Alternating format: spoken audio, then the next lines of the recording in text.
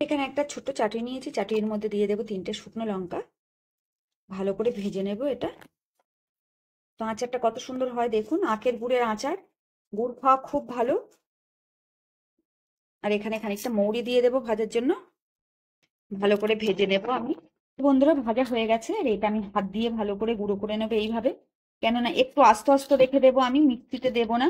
আমাদের মিক্সিটা দিলে বেশি গুঁড়ো হয়ে যায়, এই জন্য আমি হাত দিয়ে খুব সুন্দর করে এটা ভেঙে নেব। দেখতে পাচ্ছেন, হাত দেখতে পাচ্ছেন কত সুন্দর ভেঙে ভেঙে ভেঙে ভেঙে গেছে। এখানে নিয়ে নিয়েছি আমি খানিকটা আম, এরকম ভাবে কেটে কেটে নিয়ে নিয়েছি। রাত্রে কাটা ছিল বলে আমটা একটু কালো হয়ে গেছে, কোনো ব্যাপার না। তো বন্ধুরা, এখানে নিয়ে নিয়েছি আমি আখের গুড়। আখের গুড়টা ভালো করে গলিয়ে নেব। আখের গুড় হেলথের পক্ষে খুব ভালো হয়। তো আচার করলে, যে কোনো রেসিপি করলেই আখের গুড়টা মানে দিয়ে করলে খুব ভালো হয় খেতে। চলুন গুড়টা আমি গলিয়ে নিই। এখানে আমি বড় কাপে 1 কাপ গুড় নিয়ে নিয়েছি। মেল্ট হয়ে গেছে, মানে পুরো গুলে গেছে, দেখতে পাচ্ছেন। এবার এর মধ্যে দিয়ে দেবো আমি আমগুলো, ঢেলে দেবো। তো দেখতে পাচ্ছেন আমগুলো আমি ঢেলে দিলাম। ঢেলে দিয়ে ভালো করে নাড়বো আমি। এটা খুব সুন্দর করে আমি আচারটা বানিয়ে নেব, গুড়ের আচার। আর গ্রামে আমার মা ফোন করেছিল, মা বললো এখনো অনেক আম রেখে দিয়েছি, 1 ব্যাগ তুই নিস।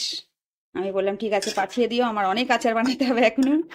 তা আপনাদের জন্য আমি অনেক ধরনের আচার বানাচ্ছি, একবার গুড়ের, একবার চিনির, একবার তেলের, একবার আমের কাসুন্দি। সব রকমের ভিডিওগুলো দেখুন এবং পাশে থাকুন, একটু সাপোর্ট করুন।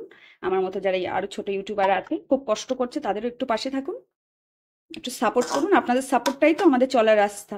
এবার এখানে দিয়ে দেব 1 চামচ মতো লবণ, দিয়ে ভালো করে আমি নাড়তে থাকবো। এবারে যেগুলো আমি করেছি ভাজা মশলা, ওগুলো আমি দিয়ে দেবো এর মধ্যে। তো একটু ঝাল ঝাল সব জিনিসই ভালো লাগে, মিষ্টির মধ্যেও ঝালটাও ভালো লাগে। তো আমি পুরোটাই ঢেলে দিলাম। দেওয়ার পরে খুব সুন্দর করে নেড়ে নেব, যাতে করে গুড়ের সঙ্গে আর আমের সঙ্গে এটা খুব ফ্লেভারটা খুব সুন্দর হয় মিশে গিয়ে। আর যারা যারা আচার খেতে ভালোবাসেন, আমাদের বাড়িতে চলে আসবেন। আমি প্রত্যেকটা মানে যে কজন আসবেন সবাইকে ইনশাআল্লাহ খাওয়াবো। কেননা খাওয়ানোর মন থাকাটাই দরকার, কতটা জিনিস সেটা বড় দরকার না, একটু হলেই খাওয়াবো, চলে আসবেন। তো দেখতে পাচ্ছেন আমটা কত সুন্দর গলে যাচ্ছে।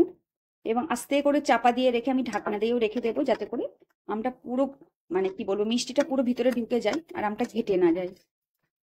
কিন্তু এখনো আমের বেশি আঁশ হয়নি, তো এই জন্য আমটা মানে গলে যাচ্ছে। আমের মোটা মোটা আঁশ হলে তখন আমটা কম গলে। পুরুষ্ট আম হবে, যত পুরুষ্ট হয়ে যাবে তখন আম আর গলবে না, তখন একটু শক্ত শক্ত থাকে। এইভাবে আচার বানিয়ে খেয়ে দেখবেন। আমি অনেক রকমের আচার দিয়েছি, আমার রেসিপিগুলো ভালো লাগলে পাশে থাকবেন। সব ধরনের মানে আচারের রেসিপিগুলো দেখে নেবে। বন্ধুরা, আচারটা হয়ে গেছে, দেখতে পাচ্ছেন কত সুন্দর হয়েছে। আর একদম কচি আমের, বেশি মানে এখনো ভালো আটি হয়নি, দেখতে পাচ্ছেন আটি এখনো ভালো হয়নি। একদম মানে বাচ্চা আম, মানে এখনো আটিটা ভালো হলে গাটা শক্ত শক্ত বেশি হয়। তো আমার আস্তে আস্তে কচকচে খেতে ভালো লাগে না, একটু নরম হয়ে যাবে তখন আমার খুব ভালো লাগবে। এই দেখুন আচারটা কি দারুণ আচার হয়েছে গুড়ের। এই ধরনের আচার আপনারা এইভাবে গুড় দিয়ে বানিয়ে নেবেন। আর একটু হালকা একটু ঝাল লাগছে, মৌরির একটা খুব সুন্দর সেন্ট, খুব ভালো লাগছে।